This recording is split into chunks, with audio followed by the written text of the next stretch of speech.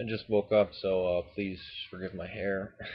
um, this is to somebody who I mistakenly called them Danielle, but now they recognize me calling them Danielle. They had a name that, if you very quickly look at it, it looks like Danielle. So, for the sake of anonymous, I'll just keep calling her that, I guess. She knows what it is. And she had a lot of good questions. Um, Probably hear my dogs barking in the background. But she seemed to have gone through a lot of religions in her life, or a lot of experience with religions with no solid grounding at all. And one of the stumbling blocks she had was seeing seeing the priest as Christ. Uh, say this is more for the functions. When he puts on the cuffs, he is standing in as Christ with the Eucharist. It's not as if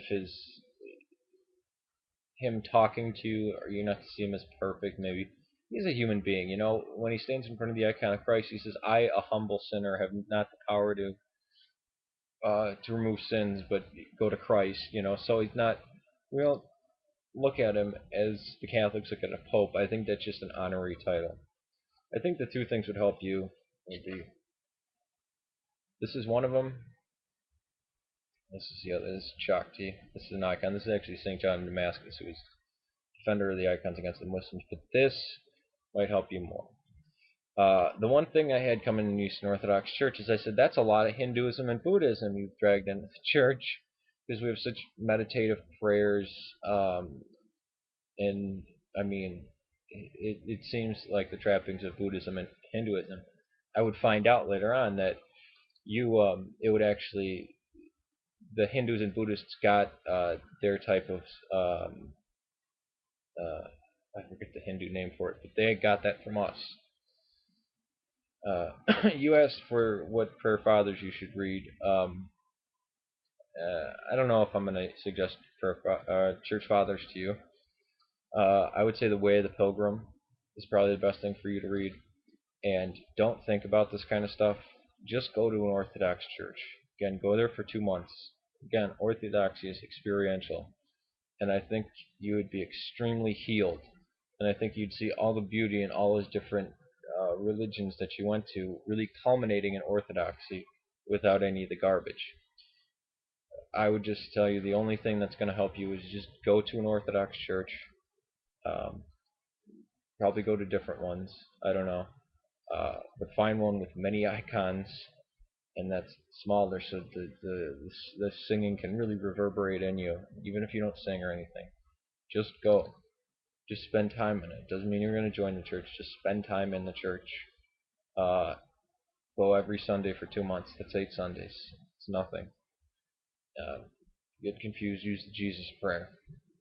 Because a lot of these things I can answer questions for you, but I see that you have really yearning, and there's an emptiness in your life, and somehow, and you're trying to find how to fill it. Just go to the Orthodox Church. Go to the services. I think all your questions will be answered in your heart there, and you'll see that.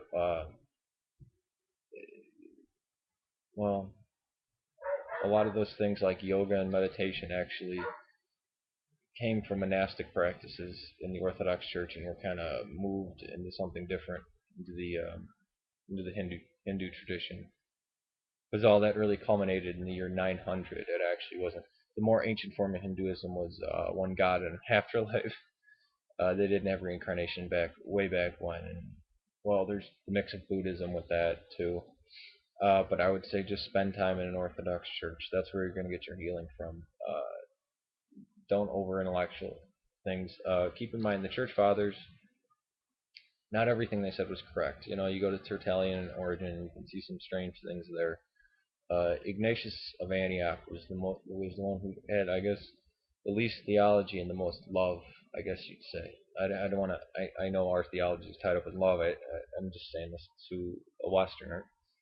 Um, but the thing I would just really encourage you. Oh my God, I wish I knew you and I could just drag you out of your home and okay, come with me. Come to church with me. Um, but that's what I asked you to do. Don't worry about all the other stuff. Don't get caught.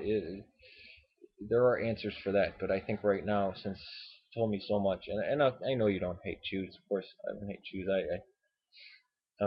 But there could be, a lot of that's like learning about hospital medicine when you have a ruptured pancreas. Just go, and then if they did something wrong, you sue them. Kind of like that. But I think the one thing that would heal you would just be the actual liturgy, or even um, vespers. Just just go and I think you'll be amazed. All right, peace to you, and thank you so much for your kind words. I really do appreciate it.